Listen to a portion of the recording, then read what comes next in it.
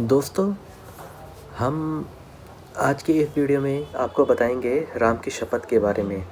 क्या आप जानते हैं राम की शपथ के मायने क्या होते हैं? अगर नहीं जानते तो आप इस वीडियो को अंत तक ज़रूर देखिएगा।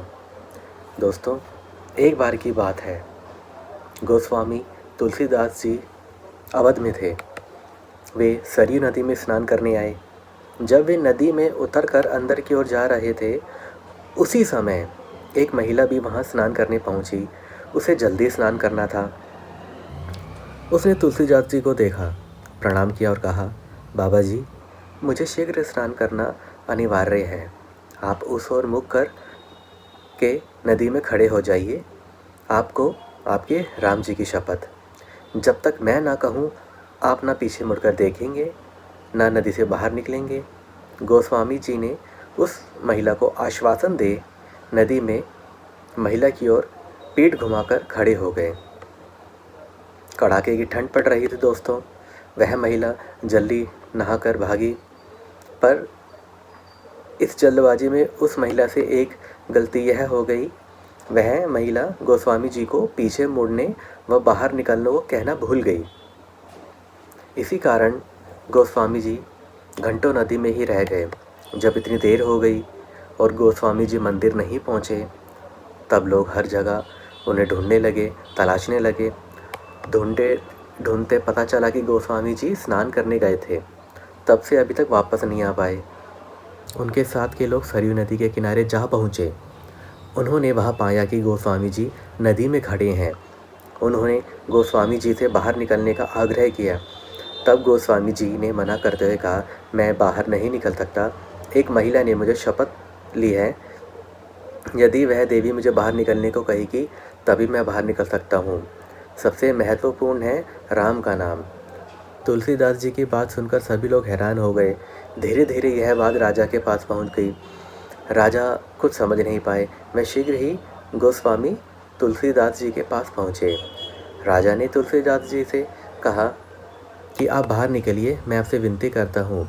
किसी व्यक्ति की शपथ के कारण इस कड़ाके की ठंड में नदी में खड़े रहना आपके स्वास्थ्य के लिए सही नहीं है।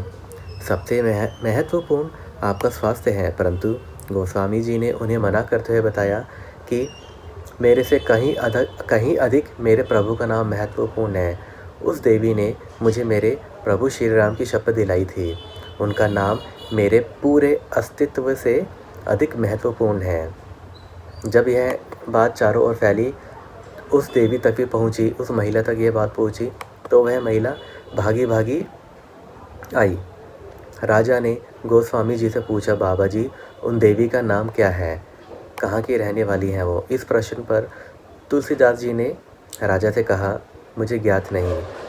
तब राजा ने पूरे अवध में ढोल बजवा के उन महिला को शीघ्र सरयू नदी के तीर पर उपस्थित होकर गोस्वामी जी को शपथ मुक्त करने का आदेश दिया।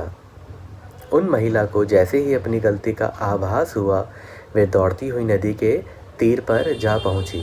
वहां हाथ जोड़कर क्षमा याचना करती हुई गोस्वामी जी से कहने लगी, बाबा जी, अब आप पीछे मुड़ सकते हैं और आप नदी से शीघ्र बाहर निकल सकते हैं।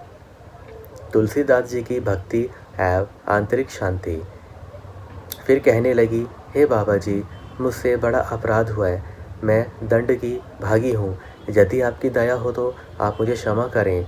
गोस्वामी तुलसीदास ने मुस्कुराते हुए कहा, नहीं देवी, आपसे कोई अपराध नहीं हुआ है। मेरे प्रभु चाहते थे कि मैं यहाँ एकांत में श्री सरयू जी के जल में उनकी भक्ति करूँ। मुझे ऐसा करने का शुभ अवसर प्राप्त हुआ है। इसके लिए आपको कोटि कोटि धन्यवाद। ऐसे होते हैं सिद्ध पुरुष। यह भारत भूमि है, देवभूमि है, जिसे भगवान भी अवतरित होने के योग्य समझते हैं। भारत भूमि संतों की भूमि है। अनंत काल से कितने ही बड़े ऋषि, मुनि, महात्मा, संत जन, साधु यहाँ जन्म लेते हुए आए हैं, अपने ज्ञान की धारा से अपने समय में, और उसके बाद भी लोगों को निर्मल करते हैं। तो दोस्तों, ये कहानी आप सब लोगों को कैसी लगी? अब आप समझ गए होंगे कि एक कसम, एक शपथ कितनी ज़रूरी होती है। हम लोग आजकल कस्में ऐसी खा लेते हैं, झूठी कसम खा लेते हैं, उसके कोई माने नहीं समझते।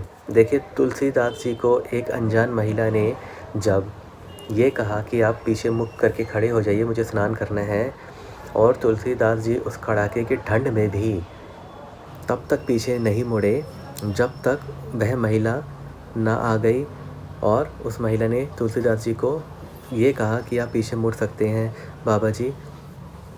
दोस्तों, ये कहानी हमको यह सिखाती है कि शपथ बहुत मायने रखती है, कसम बहुत मायने रखती है। कोई भी हमको कोई कसम देता है, वो बड़े मतलब भरोसे के साथ देता है कि हम उसको तोड़ेंगे नहीं, और वो जो काम हमने उसको दिया है, करने को कहा है, वो ज़रूर पूरा करेगा। दोस्तों, तुलसीदास जी को उस महिला ने राम की शपथ दी थी जिसे वो कभी नहीं तोड़ सकते थे। तो इसी कारणवश वो उस नदी में खड़े रहे, पूरा दिन खड़े रहे। यह बात राजा तक पहुंची, राजा ने ढोल बजवाया ताकि उस महिला तक बात पहुंची। जब उस महिला तक ये बात पहुंची तो उसको उस महिला को बड़ा दुख हुआ कि वो जल्दी जल्दी में बाबा जी को पीछे मुड़ने के लिए कहना भूल गए। दोस्तों, यहाँ ये बात देखने योग्य है कि उस महिला के जल्दी चले जाने के बाद बाबा जी को आदेश नहीं मिला था, तुलसीदास जी को आदेश नहीं मिला था पीछे मुड़ने का, क्योंकि उनको राम की कसम दी थी। तो तुलसीदास जी तब तक पीछे नहीं मुड़े जब तक उस महिला ने ये नहीं कह दिया कि आप पीछे मुड़ सकते हैं। तो दोस्तों, अगर आपको ये वीडियो पसंद आया हो तो आप हमारे वीडियो को लाइक करें, शेयर करें, और हमारे यूट्यूब चैनल सोलफुल शब्द को सब्सक्राइब जरूर करें। जय श्री राम।